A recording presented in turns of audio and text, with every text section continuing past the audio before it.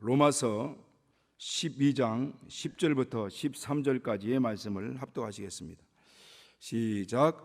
형제를 사랑하여 서로 우애하고 존경하기를 서로 먼저 하며 부지런하여 게으르지 말고 열심을 품고 주를 섬기라. 소망 중에 즐거워하며 환난 중에 참으며 기도에 항상 힘쓰며 성도들의 쓸 것을 공급하며 손 대접하기를 힘쓰라. 아멘. 5월은 가정 그 자리가 있어 소중한 달입니다. 방금 우리 광고를 통해서도 말씀드린 것처럼 오늘은 교회학교 주일이기도 하고요, 어린이날이기도 합니다. 오늘은 이 가정의 달을 맞이해서 우리 가정에 대해서 다시 한번 이렇게 생각해보는 시간을 가져보려고 합니다. 하나님께서 가장 중요하고 가치 있는 기관을 이 땅에 이렇게 세우셨죠. 우리가 잘 알다시피 가정이 있고요, 그 다음에 교회가 있습니다.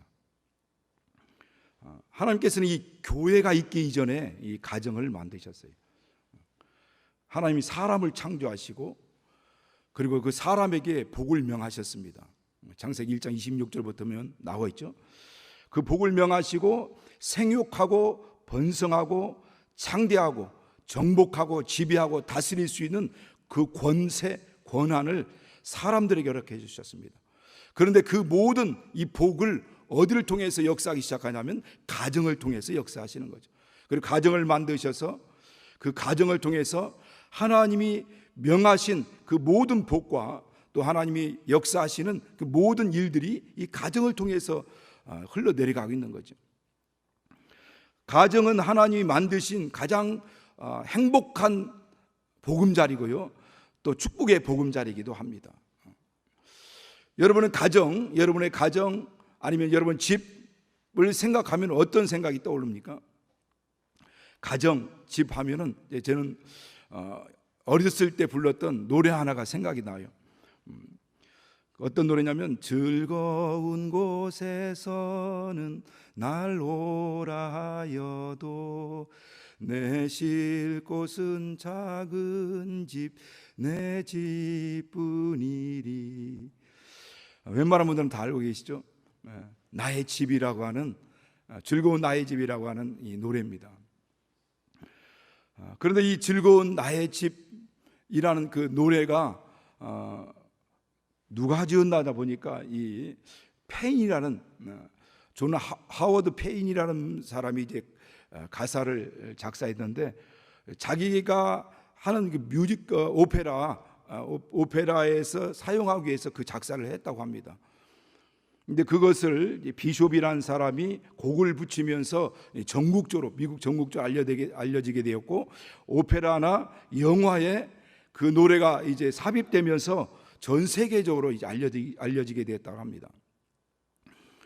그 노래가 불려지고 난 다음에 미국에 남북 전쟁이 일어나게 됐는데, 그 남북 전쟁 때 많은 병사들이 막 그 전쟁터에서 너무나 참혹한 전쟁터를 경험하게 되니까 집이 생각나잖아요. 그래서 그 집을 생각하면서 이 곡을 연주하기도 하고요, 부르기도 했는데, 그러다 보니까 막 집을 너무 그리운 나머지 탈영병들이 막 생기게 됐대요. 그래서 그 다음부터는 이 북부 군들에게서는 이 곡 자체를 연주하지 못하도록 금지곡으로 시켰다고 합니다. 이 곡을 작사했던 이 페인이라는 사람은 알제리에서 이제 마지막 생애를 다하게 되는데, 그가 죽고 난 다음에 미국에서 이 사람의 유해를 군함을 보내가지고 미국으로 이제 데려오게 되는 거죠. 그런데 그 미국으로 데려오는데 그 유해가 도착하는 그 시점에 미국 그 뉴욕에 있는 수많은 인파들이 모였는데, 그 이전에는 정말 모일 수 없을 만큼의 많은 인파들이 모였다고 합니다. 그곳에는 대통령도 왔고 국무위원들도 왔고, 그래서 그 많은 사람들이 유해를 환영했다라고 합니다. 그렇게 전 국민들이 페인은 그 유해조차도 그렇게 관심을 갖게 된 이유는 이 곡이 가사가 정말 미국 사람들, 그 당시 있는 사람들에게 이 세상에서 가장 가치 있고 소중한 것이 무엇인지를 그들의 마음 가운데 다시 각인시키고 일깨워줬다라고 하는 겁니다. 그래서 이 가정의 소중함을 알게 된 거죠. 그런데 하나님께서도 이 가정의 이 땅에서 가장 가치 있고 소중한 것이라는 것을 오늘 본문 말씀을 통해서도 또 조금 전에 제가 말씀드린 것을 통해서도 확실히 이제 보여준 거죠. 우리 이전에 우리가 신앙생활하면서요, 우리 교회에서 신앙생활하면서 얼마나 열심히 신앙생활하는지 알지 못합니다. 저도 뭐 청년 때 우리 교회 와가지고 21살에 교회 와서 지금까지 이곳에서 떠나지 않고 또 병신도 사역과 또 교육자 사역 또 이렇게 또 목사로서 사역을 감당하고 있는데요, 얼마나 열심히 있는지 막 가족도 있고 가정도 있음에도 불구하고 가정에 대해서는 아주 뒷전에 밀어놨어요. 아이들이 어떻게 크는지도 모를 정도로 그렇게 저녁에 아이들 잘 때 들어가고 아침에 또 새벽에 나오고 하다 보니까 볼 수 있는 아이들을 눈뜨고 얼굴을 맞추면서 이야기할 수 있는 시간도 별로 없었습니다. 그것이 잘하는 줄 알았죠. 그래서 가정사도 관심이 없었고 가정일도 뒷전에 있었고, 그러면서 그것이 가장 잘하는 삶이라고 그런 신앙생활하고 생각하고 그렇게 그런 신앙생활에 몰입해놨죠. 그런데 나중에 보면은 물론 열심히 한 것 뭐 다행이고 감사한 일이지만은 그러나 고루반 신앙으로 그렇게 한 것이 아닌가라는 생각도 해봅니다. 부모에게 드릴 그 물질이 내가 하나님께 드렸으니까 그걸 핑계 삼아 내가 이제 부모에게 할 일을 다 했다라고 하는 이 핑계 같은 그런 마음들입니다. 그러니까 하나님께서는 우리가 가정 교회라고 하는 것은 양날개와 같은 겁니다. 독수리 양날개와 같아서 한쪽 날개가 뭔가 문제가 생기면요 제대로 비상할 수가 없습니다. 그런 것처럼 이 교회와 또 가정은 이와 같은 양날개와 같고 두 기관과 같은 겁니다. 성경에 보면 디모데전서 5장 8절에 보면 그런 말씀이 있어요. 누구든지 자기 친족 특히 가족을 돌아보지 아니하는 자는 믿음을 배반한 자요 불신자보다 악한 자니라. 다른 번역 성경에 보니까 믿음을 저버린 자요 예수 믿지 않는 사람보다 더 나쁜 사람이다 이렇게 표현하고 있습니다. 누구든지 자기 친족 곧 자기 가족을 돌아보지 않는 자는 믿음을 저버린 자요 불신자보다 악한 자요. 얼마나 무슨 말씀입니까? 그러니까 하나님 보실 때 우리 가정이라는 것은 어느 곳에 휩쓸릴 것이 아니고 함께 돌아봐야 될 것이라는 것을 말씀하고 있는 겁니다. 그러니까 부모와 자녀는 또 자녀와 부모는 함께 돌아보고 함께 돌보고 할 수 있는 그 하나님께서 천륜이라고 하는 가장 기본적인 이 관계를 통해서 서로 돌보고 서로 돌보고 또 돌아봐주고 이렇게 섬기고 하는 이 역할들을 감당하도록 그렇게 하신 겁니다. 그러니까 소홀히 할 수가 있는 게 아니죠. 에베소서 6장 1절에 보면은 1절부터 3절까지 그렇게 말씀하고 있지 않습니까? 자녀들아 너희 부모를 주 안에서 순종하라 이것이 옳으니라. 아버지 어머니를 공경하라 이것이 약속 있는 첫 계명이니 땅에 너희가 잘되고 이 땅에서 장수하리라 이런 말씀이 있습니다. 공경한다라고 하는 이 말은 존중히 여기다라는 뜻입니다. 존귀 여기다, 존중하고 존귀 여기다라는 것을 말합니다. 부모는 그냥 불쌍히 여길 존재가 아니고 측은히 여길 존재가 아니고 그냥 구제해야 할 마음으로 구제하는 그런 대상이 아니라 존귀 여길 존재라고 하는 겁니다. 존귀한 존재라는 거죠. 존중하고 존귀 여기고 또 가장 온전한 마음으로 섬겨야 할 공경의 대상이라고 하는 것을 말씀하고 있는 것입니다. 이것이 옳으니라라고 말씀하고 있잖아요. 옳으니라, 마땅하다라고 하는 겁니다. 당연하다라고 하는 거죠. 이 천지 이치가 이렇게 봄, 여름, 가을, 겨울 돌아가듯이 이렇게 부모를 섬기고 공경하는 것들은 당연하다, 라는 것을 말씀하고 있는 겁니다. 그런가 하면 6장 4절에 보면 그런 말씀이 있어요. 아비들아 너희 자녀를 노엽게 하지 말라. 오직 주의 교양과 훈계로 양육하라 라고 이렇게 말씀합니다. 많은 사람들을 만나게 되면요, 그런 이야기들을 합니다. 어렸을 때 부모로부터 많은 아픔과 그런 상처를 받아가지고 평생 그런 노염이라고 했잖아요. 노엽게 하지 마라. 노염을 가지고 살아가는 사람들을 보게 되고 그런 이야기들을 듣게 됩니다. 축복의 근원, 또 그들의 축복의 통로로 사용돼야 될 부모로부터 상처를 입고 또 그런 어떤 그런 트라우마를 갖게 되고, 그래서 일평생 그런 아픔 가운데서 살아가는 많은 분들이 있다라고 하는 겁니다.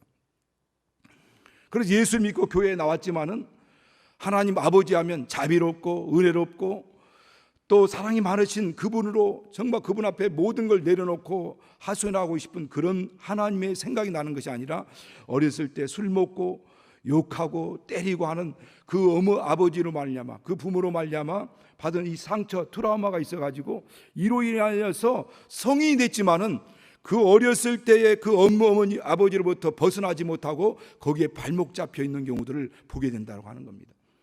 여러분, 그러나 그 어린 아이 있을 때의 그 부모로부터 받은 상처로부터 벗어나는 방법이 있습니다. 비결이 있어요. 그것은 용서하는 거죠. 부모를 용서하는 겁니다. 그 용서하고 그들로부터 용서하고 그들 마음을 내려놨을 때, 만약 그게 안 된다고 한다면 하나님 앞에 부르짖고 기도해야죠. 하나님, 내게 은혜 베푸사 용서할 수 있는 마음을 달라고. 비로소 그것을 놔야 거기로부터 자유할 수 있고, 그래야 참 하나님 아버지와의 관계가 온전히 회복될 수 있다라고 하는 겁니다. 하나님과의 관계를 회복하기 위해서는요, 하나님과 온전한 친밀한 관계를 회복하기 위해서는 이 모든 것들이 풀어지지 않으면 할 수 없어요. 항상 그것이 나의 삶을, 신앙생활을 발목 잡고 퇴보하게 만든다고 하는 겁니다. 요즘은 우리나라에서는 이 비혼족 젊은이들이 많이 생기고 있어요. 결혼을 안 하려고 합니다. 혹여 결혼한다 할지라도 아이는 낳지 않으려고 해요.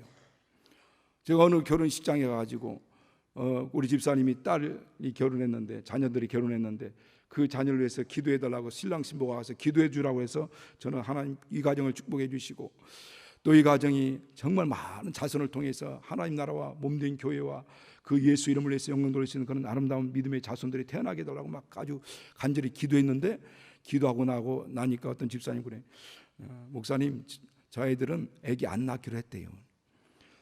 그러니까 결혼하는데 자녀를 안 낳으려고 하는 겁니다. 그러니까 그래서 우리 나라가 이 지구상에서 없어지는 최초의 국가가 될 거라고 이제 유엔기구에서 이렇게 지적하고 있습니다. 이게 워낙 우리 이 세대 젊은 아이들 사이에서 그런 이제 의식들이 이게 팽배해져 있는 거죠.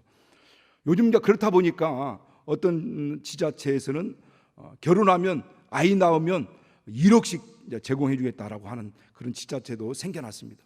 여러분, 능력 있으면 아이를 낳으시기 바랍니다. 그런데 어쨌든 하나님의 나라는요, 아무리 이와 같은 인적인 방법으로 사람이 이렇게 쓴다고 할지라도 예수 그리스도 이 땅에 오시는 날까지 이 교회가 지속되듯이 이 가정도요, 예수님 오시는 그날까지 지속되고 계속될 것입니다.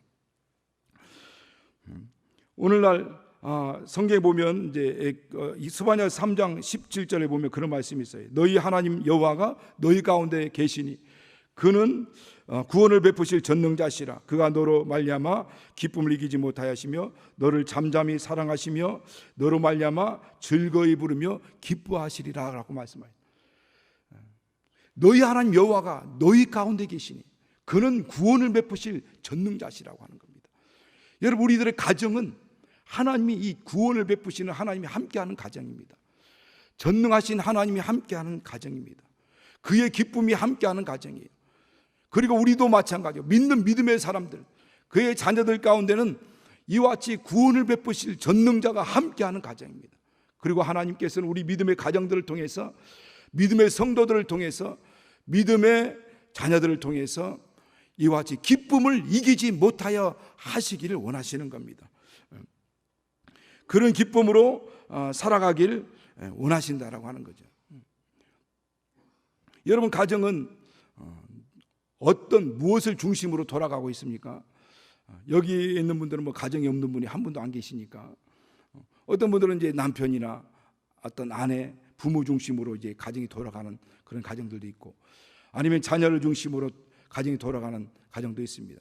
그런가 하면 또 이 어떤 물질이나 그 모든 어떤 것 중심으로 거기에 모든 것이 다 집중되고 그걸 중심으로 이 가정이 흘러가고 있는 그런 가정들도 있습니다. 그러나 여러분, 분명히 방금 스바냐 3장 17절 말씀드린 것처럼 너희 하나님 여호와가 너희 가운데 계시니, 하나님이 우리 가운데 계시는 겁니다. 우리 가정 가운데 계시는 겁니다. 하나님이 우리 가정의 주인 되시고 우리 가정의 호주가 되시고 우리 가정의 왕으로서 함께하고 있는 겁니다. 예수 이름으로 두세 사람이 모인 그곳에 그들 중에 나도 함께 있느니라고 예수님 말씀하신 것처럼 오늘 우리 가정 가운데 그분이 왕으로서 계시다는 거예요. 그런데 하나님이 없는 것처럼 여러분 막 소리 지르면 살면 안 되는 겁니다. 여러분, 가정 가운데 자기가 왕인 것처럼 살면 안 됩니다. 최소한 믿음의 가정, 오늘 이 시간 이 자리에 모인 우리 믿음의 사람들의, 성도들의 가정이라고 한다면 여러분이 주인인 것처럼, 왕인 것처럼 소리 지르고 마음대로 윽박지르면서 그렇게 살아가는 가정이 돼서는 안 된다는 거예요. 여러분, 기억하시기 바랍니다. 너희 하나님 여호와 하나님께서 너희 가운데 계시니 그런 구원을 베푸실 전능다시라는 겁니다. 혹이라도 예수 믿지 않는 가정, 혹시라도 남편들이 예수 믿지 않고 아내가 예수 믿지 않고 자녀들이 예수 믿지 않고 있는 가정이라 할지라도 구원을 베푸실 전능자가 여러분 가운데 함께 계신 걸 믿으시기 위해서 축원합니다. 그분이 일을 하신다는 거죠. 그리고 그 가운데서 기쁨을 이기지 못하여 하시고 잠잠히 사랑하시고 즐거이 부르며 기뻐하시리라 라고 말씀하고 있는 겁니다. 여러분, 행복한 가정이 되기 위해서는 몇 가지 가정이 기능이 작동해야 됩니다. 그 가정이 기능이 작동해야 되는데 그래야 그 행복한 가정을 이룰 수가 있습니다. 그런데 그 첫 번째는 바로 이 가정에는 안식, 평안, 기쁨이 있어야 되는 거죠. 여러분, 천국이 어떤 곳입니까? 천국은 하나님 아버지가 계신 곳이죠. 그래서 우리 아버지 집이라고 하지 않습니까? 천국은 아버지 집입니다. 그리고 그곳에서는 하나님을 믿는 하나님의 자녀들이 함께하는 집입니다. 천국은 바로 안식하는 곳이죠. 천국은 평안이 있는 곳입니다. 그래서 하나님 나라는 의와 평강과 희락이 충만한 곳이라고 말씀합니다. 평강이 있고 희락이 있어요. 여러분, 에덴 동산은 기쁨의 동산이라는 뜻입니다. 그곳은 바로 아담과 하와의 집이죠. 하나님이 함께하고 있는 집입니다. 기쁨이 있는 곳이고 안식이 있는 곳이고 그곳에는 평안이 있는 곳입니다. 그러니까 우리 가정은 안식하는 처소가 돼야 되는 거죠. 우리 가정에 돌아오면 그곳에서 편안함이 있어야 됩니다. 그곳에서는 기쁨이 있어야 돼요. 다른 곳에서는 어떠할지라 직장 나가서 또 다른 곳에는 어떠한 뭔가 그런 일 때문에 그런 모든 사역 때문에 시달리기도 하고 힘든 곳이라도 우리 가정만은 평안이 있는 곳이어야 되죠.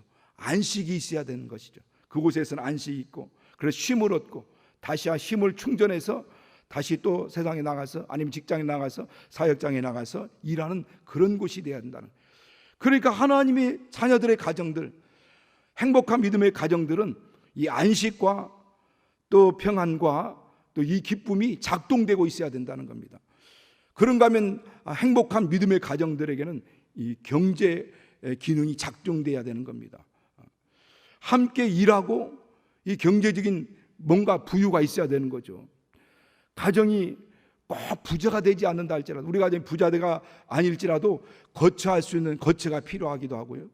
먹고 마실 수 있는 것들 양식이 필요하기도 하고 입고 누릴 수 있는 그런 환경이 필요합니다. 그래서 함께 일을 하는 거죠. 함께 일하고 함께 수고하고 우리 찬양에서도 함께 수고하고 애쓰는 가정이라고 하지 않습니까? 그래서 이 경제적인 활동을 통해서 가정이 이와 같은 부유를 얻게 되는 겁니다. 여러분, 유대인들은 하나님의 선민의식이 강력하죠. 그래서 하나님의 선민으로서 어느 곳에든 가든 무시당하지 않고 천대받지 않으려고 그들에게 어렸을 때부터 이 경제관념을 주입을 시킵니다. 교육을 하게 되죠. 그래서 어렸을 때부터 그 아이들은, 유대인들 아이 자녀들은 그런 경제관념, 어떤 그런 마음들을 가지고 자라가게 됩니다. 그런데 그들이 돈을 버는 이유가 분명합니다. 그것은 베풀기 위해서죠. 섬기기 위해서, 베풀기 위해서, 기부하기 위해서, 더 많은 사람들에게 나누기 위해서 돈을 벌려고 합니다. 그래서 워런 버핏이나 빌 게이츠나 록펠러 같은 이런 사람들, 그런 사람들은 돈을 벌어서 어마어마한 금액을 기부하지 않습니까? 오늘 우리 가정이 정말 큰 부자가 아닐지라도 우리 가정이 하나님의 주시는 복으로 부유해서 우리 가족이 함께 할 수 있는 그런 공간일 뿐만 아니라 남에게, 이웃에게 베풀고 또 나누고 이 섬길 수 있는 그런 물질의 풍성함이 있어야 됩니다. 그래서 이 부모는 기도해야 되죠. 여러분 잠언서 30장에 보면은 그런 기도가 나옵니다. 아굴의 기도가 나오는데, 아굴이라고 하는 이 사람은 평범한 시민인 것 같아요. 왜냐하면 그가 고백한 글을 보면은 나는 다른 사람보다 지혜롭지도 못하고, 나는 다른 사람보다 총명하지도 못하고, 짐승 같은 존재다 할 만큼 그렇게 낮은 우리 일반 평범한 시민과 같은 사람입니다. 그런데 그가 뭘 위해서 기도하냐면 내 생전에, 내가 죽기 전에 이 두 가지를 응답해 달라고 기도합니다.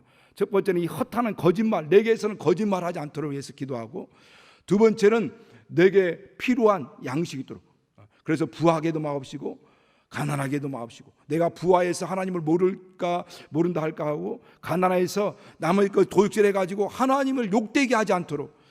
여러분, 우리가 이 땅에 사는 날 동안 정말 우리 기도해야 될 이유는 이와 같이 하나님의 이름을 욕되게 하지 않도록, 예수 믿는 가정들이, 믿음의 가정들이, 하나님의 자녀라고 하는 자녀들이, 하나님이 살아있다라고 고백하는 그 가정들이 정말 이웃에게 덕을 끼칠 수 있는, 할 수만 있으면 나누고 섬기고 또 이렇게 베풀 수 있는 그런 하나님의 복된 가정이 되도록 위해서 기도합니다.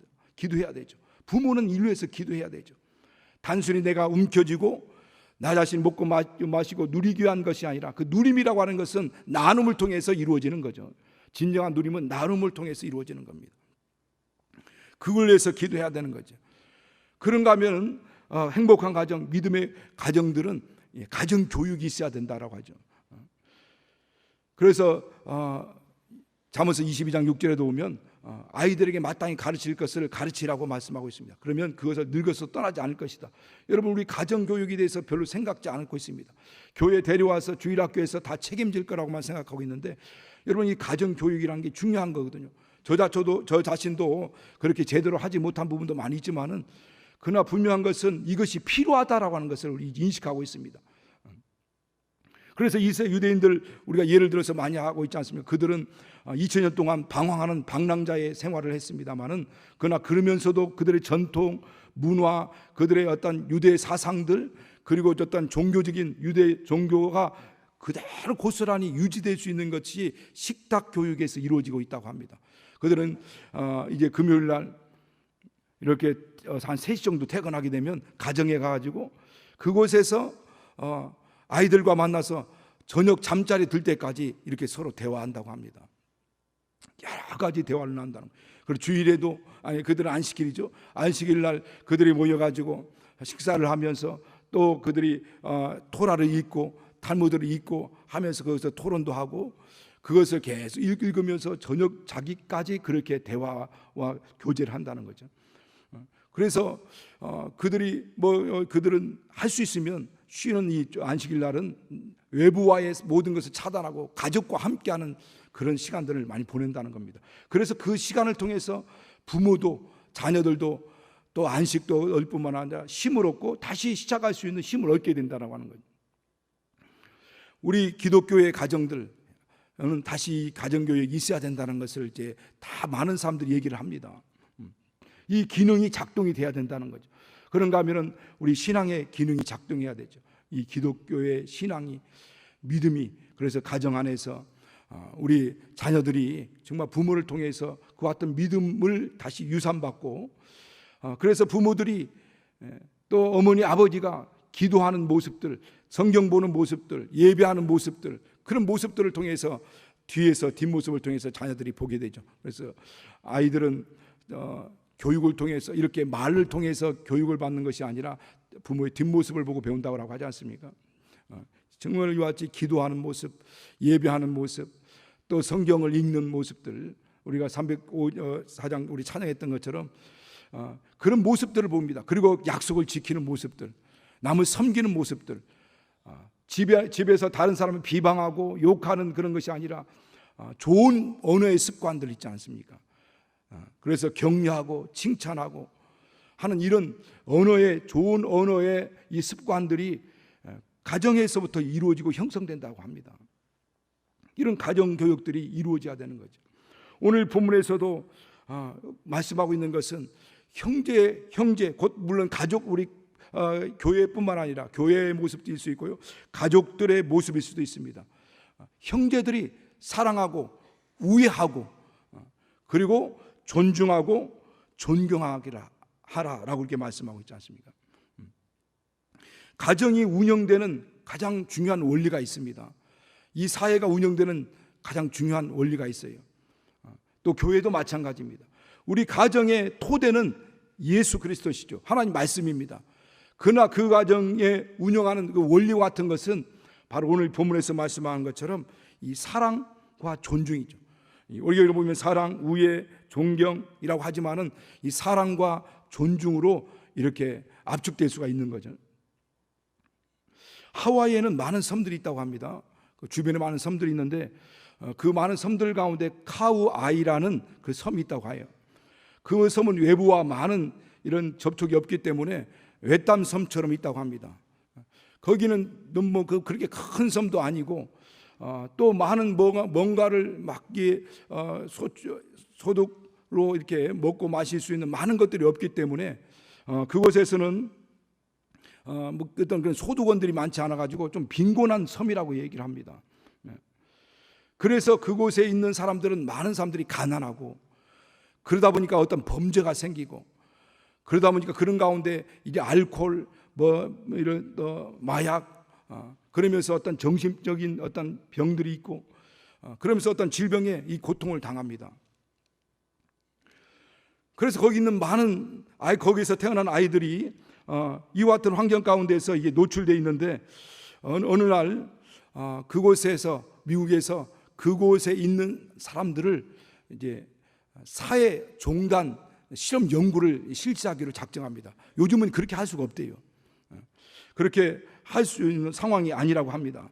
실행할 수도 없고. 그런데 많은 1955년도 미국에서 그에 관련된 이 사회학적인 그런 변화를 이렇게 연구하는 학자를 보내가지고 그곳에 있는 아이들, 그 1955년도에 출생한 아이들과 그들의 부모들을 전수조사해가지고 그들의 환경을 조사해가지고 이렇게 그들의 사회학적으로 자라가면서 어떻게 그들의 아이들이 자라가고 어떻게 변화되는지를 이렇게 조사하기 위해서, 연구하기 위해서 그런 조사를 실시하게 된 겁니다. 그 1955년도에 태어난 아이들이 833명 정도 됐대요. 그런데 그 많은 아이들을 다 할 수 없어서 그 중에서 가장 열악한 환경 가운데 있는 201명 아이들을 이제 표본 조사로 이제 발췌한 거죠. 그리고 그 아이들이 40년 동안 자라가면서 어떻게 환경과 사회적으로 그 어떤 변이와 시간과 그 환경에서 어떻게 변화가고 어떻게 성장하고 가는지에 대해서 이렇게 조사를 실시하게 된 겁니다. 그 많은 시간 동안 그걸 조사하는데 그 중에서 약 3분의 2는 그 어머니, 그 부모의 어떤 그런 그 삶의 환경과 같이 또 이렇게 범죄자가 되기도 하고 사회적 부적응자가 되기도 하고요. 그 환경 가운데서 또 이렇게 막 이런 중독에 걸리기도 하고 정신적인 어려움에 겪기도 하고 많은 가난 가운데 고통을 당하기도 하는 이런 아이들이 많이 나왔다고 합니다. 그런데 그러려니 그럴 수 있다라고 생각했는데 그 중에 3분의 1 정도 되는 아이들 가운데 약 72명 아이가 그런 환경과 상황 가운데 있음에도 불구하고 그런 환경과 상황에 물들지 아니하고 정상적인 또 더 특출한 아이들이 나오더라는 거예요. 그래서 아주 성적으로도 우수한 아이가 나오기도 하고, 학생회에서도 어떤 학생회 총회장이나 학생회장들이 나오기도 하고, 리더십을 발휘하는 일꾼들이 나오기도 하고, 반듯한 아이들이 72명 아이들이 나왔다는 겁니다. 그러니까 이를 연구했던 에미 워너라고 하는 이 박사는 자기 상식과 이론으로서는, 지금까지 연구한 상식 이론으로서는 말이 안 된다는 거예요. 이해가 안 된다는 거예요. 그래서 깊이 조사한 결과를 발표했습니다. 그 아이들의 삶을 조사하고 더 깊이 연구한 결과 그들의 72명의 아이들에게는 공통적인 한 가지 공통점이 있더라는 것을 발견하게 된 거죠. 그것은 그 아이의 주변에 때로는 뭐 알코올 중독자가 있는 알코올 중독자 아버지도 있고, 때로는 그런 마약 중독자 어머니도 있고라고 하지만은, 그러나 그 환경 가운데서 그들의 아이에게 절대적으로 지속적으로 무조건적으로 존중하고 사랑해주고 이렇게 사랑을 베풀어 줄 수 있는, 아이에게 절대적으로 신뢰해주는 주변의 할아버지 아니면 할머니 아니면 홀어머니, 홀아버지 아니면 주변의 지인들 중에 한 명은 그런 사람들이 꼭 있었더라는 거죠. 그러니까 그 아이들이 분명히 자라가는 데 있어서, 성장해 가는 데 있어서 그들을 전폭적으로 지속적으로 존중해주고 그들을 신뢰해 줄 수 있는 단 한 사람만 있다면 그 아이들은 온전한 반듯한 아이로 성장할 수 있다라고 하는 결론을 내린 겁니다. 그런 아이들은 그 환경이 어렵고 그 열악한 상황 가운데도 그 좌절을 할 수도 있고 낙심할 수도 있음에도 불구하고 그 낙심의 순간에도, 좌절의 순간에도, 그렇게 자포자기하고 포기하고 싶고 주저앉고 싶은 그 환경에도 그 모든 환경들을 이기고 극복하고 다시 평정심, 원래의 마음으로 되돌아오는 이 회복 탄력성을 가지고 있더라는 거죠. 그러니까 그렇게 부모로부터, 주변에 있는 사람으로부터 존중받고 그렇게 지속적인 신뢰를 받고 그렇게 믿어주는 그 사람이 있는 그 아이들은 그들이 살아가면서 많은 어려움을 겪게 되죠. 여러분, 이 땅에 살아가면서 어려움 없는 세상이 어디가 있습니까? 그런 환경이 어디가 있어요? 그리고 많은 환경과 어려움 가운데 살아가긴 하지만은 그렇게 환경 가운데서도 주저앉고 싶은 상황이 온다 할지라도 그것을 다시 극복하고 다시 원래의 그 마음을 다잡고 그런 평정심을 가지고 다시 시작하는 이 회복 탄력성을 가지고 있더라는 거죠. 오늘 그와 같은 마음이 어디서부터 나오느냐? 바로 이와 같은 사랑과 존중, 오늘 본문에서 말씀한 것, 형제를 사랑하고 서로 위하고 서로 존중하기를 서로 먼저 하라는 겁니다. 이것은 단순히 그 아이들의 어떤 표본으로 했던 그 아이들뿐만 아니라 오늘 가정에서도 마찬가지죠. 우리 남편과 아내의 관계도 마찬가지고요. 부모와 자녀의 관계도 마찬가지입니다. 남편이 가장 싫어하는 아내가 어떤 사람인가 조사해 보니까 가장 말을 하는데 옳은 말을 하는데 나쁜 말을 하는 사람, 말을 나쁘게 하는 사람을, 그러니까 맞는 말을 하긴 하는데 나쁘게 말을 한다는 거예요. 비꼬면서 말하고 성격을 막 거스르게 하면서 말한다. 그래서 어떤 분이 그런 얘기 하더라고요. 맞는 말인데 나쁘게 말하는 게 그게 뭐냐면 그게 잔소리다라고.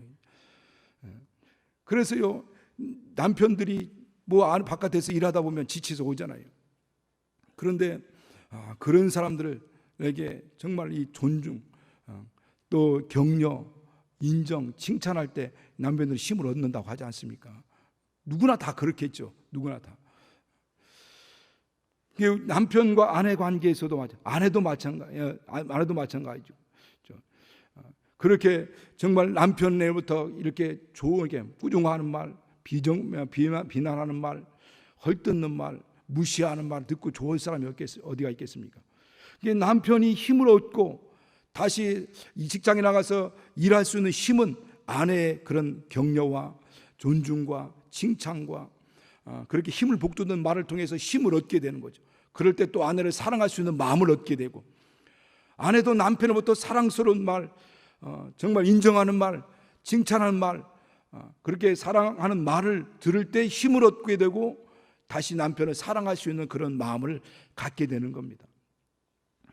어떤 유대인 어머니가 결혼한 딸에게 편지를 써 보냈습니다.